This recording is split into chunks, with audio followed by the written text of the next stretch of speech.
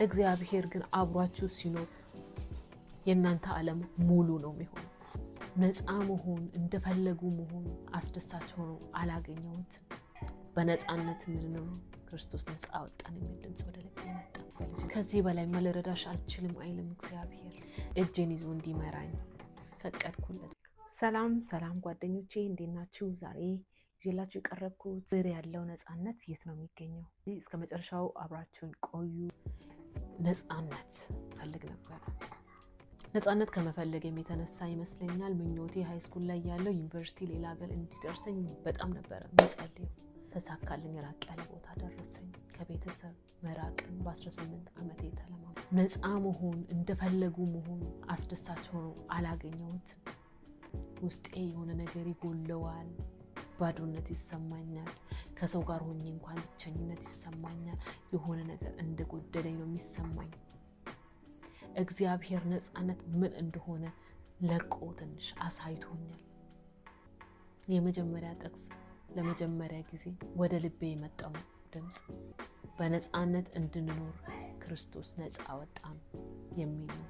በገላትያ ላይ ገላትያ የሚለውን ቃል ራሱ መጽሐፍ ቅዱስ ውስጥ ምን ጋር የቱ ጋር እንደሆነ ራሱ በማላውቅበት ሰዓት መጽሐፍ ቅዱስ ገና ማንበብ ሲጀምር ገላትያ 5 ብሎ በነፃነት እንድንኖር ክርስቶስ ነፃ አወጣን የሚል ድምፅ ወደ ልቤ መጣ።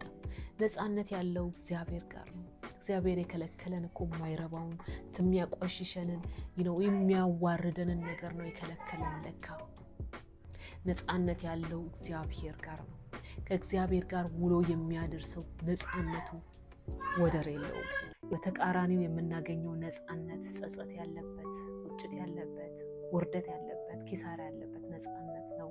ሰውነታችንን የሚጎዳ ነፃነት ነው። ህሊናችንን የሚጎዳ ነፃነት ነው። የሰው ልጅ ብዙ ነገር በሰው ላይ ሊያደርግ ይችላል። ስም ሊያጠፋ ይችላል። ንብረት ሊሰርቅ ይችላል። ብዙ ነገር ግን አምላኩን እግዚአብሔርን አሳምኖ ዞር ሊያደርግበት ሊያሳድምበት አይችልም። አሳዳሚዎች አሉ። በግሩፕ እንድትጣሉ በግሩፕ እንድትጠመዱ የሚያውቁበት ብዙ ሰዎች አሉ። ማሳደም የሚዋጣላቸው ብዙ ናቸው። ዋናውን መውሰድ ግን አይችሉም። የልባችሁን ንጉስ፣ የልባችሁን ክብር፣ ውሏችሁን አብሯችሁ ውሎ የሚያድረውን የሚረዳችሁን አምላክ እግዚአብሔር ግን ከእናንተ ላይ ዞር ማድረግ አይችሉም። ደስ አይልም? ብዙ ጊዜ ብቻዬን ረዳኝ እግዚአብሔር። አመስጋኝ ነኝ። የኔ ውብ የኔ ድንቅ እግዚአብሔር አለ ከጎኔ። እጄን ይዞ እንዲመራኝ ፈቀድኩለት። ፍጹም አይደለሁም፣ እንደነገርኳችሁ ሰባኪ አይደለሁም፣ የመሆን ፍላጎቱም የለኝም። ግን ህይወቴ እንዲያገለግለው ግን እግዚአብሔር በወደደው በፈለገው መንገድ በኔነቴ ግን መጠቀም ከፈለገ ደስ ይለኛል። ምክንያቱም እሱን መታዘዝ እሱን ማገልገል ለኔ ክብር ነው። ባሪያው ብሆን ባሪያው አሽከሩ ብሆን ለኔ ኩራቴ ነው። ግን እሱ ልጄ ብሎ የሚጠራኝ እግዚአብሔር ልጅ ነኝ። ልጄ ብሎ ይጠራኛል፣ ይወደኛል። አሁን እንኳን አብሮነቱ ደስ ይላል፣ ከኔ ጋራ ነው። እሱ ግን በፈለገው መንገድ ሊጠቀምብኝ ከፈለገ አግኝቼ ነው።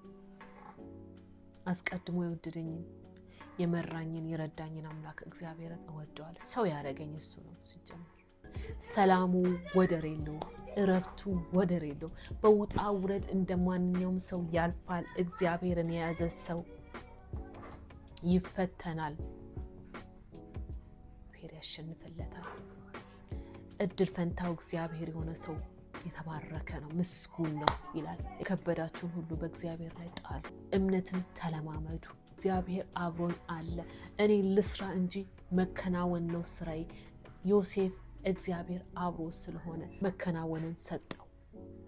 ክብሬ አብሮኛል፣ ሞገሴ አብሮኛል፣ እረፍቴ አብሮኛል። እኔ ወገን ዘመዴ እግዚአብሔር ነው። ያለሁበት ሀገር ኡጋንዳ ላይ ምንም ሰው የለኝም። ልጆች ያሉኝ ህፃናት ናቸው። ወደ ግራ ወደ ቀኝ ወደ ላይ ወደ ታች የማየው ሰው የለኝም። እግዚአብሔር ብቻውን ወገን ዘመድ ጋሻ መከታ መሆኑን ሊያሳየኝ ሲፈልግ ሳልፈልግ ቀርቼ ሳይሆን ኮርቼ ሳይሆን እየፈለኩ ብዙ ጀርባውን ሰጥ እግዚአብሔር ግን ወደኔ ተጠጋ አይሰማኝም። እግዚአብሔር አብሮት የሆነ ሰው ብቸኝነት እንኳን አይሰማው።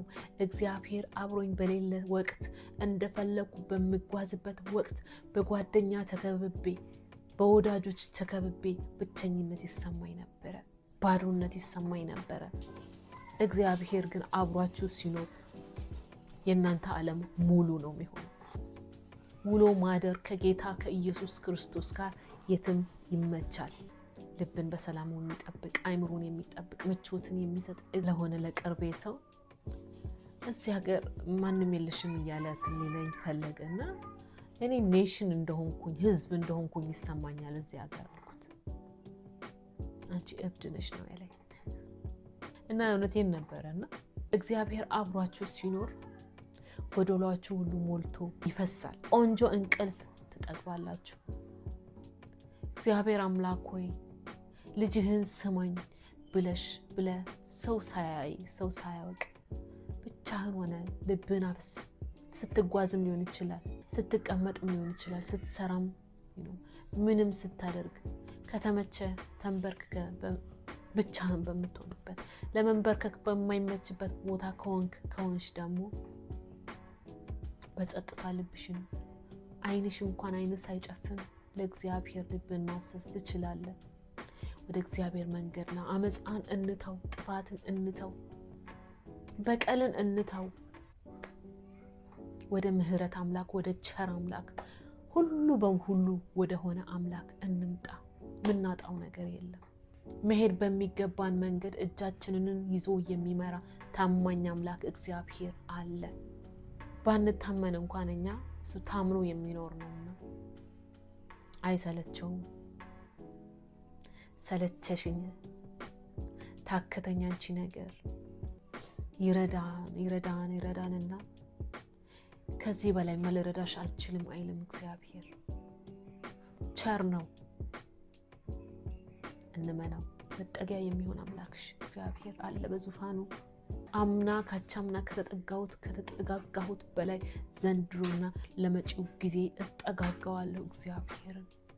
ደስ የሚለው ከሱ የሚለየን ጉልበታም ኃይለኛ ማንም የለም፣ የበላይ ነው። ስለሰማችሁ አመሰግናለሁ። በሌላ ጊዜ በሌላ ቪዲዮ እስክንገናኝ ድረስ በጣም ወዳችኋለሁ። በሰላም ያገናኘን። ቻው።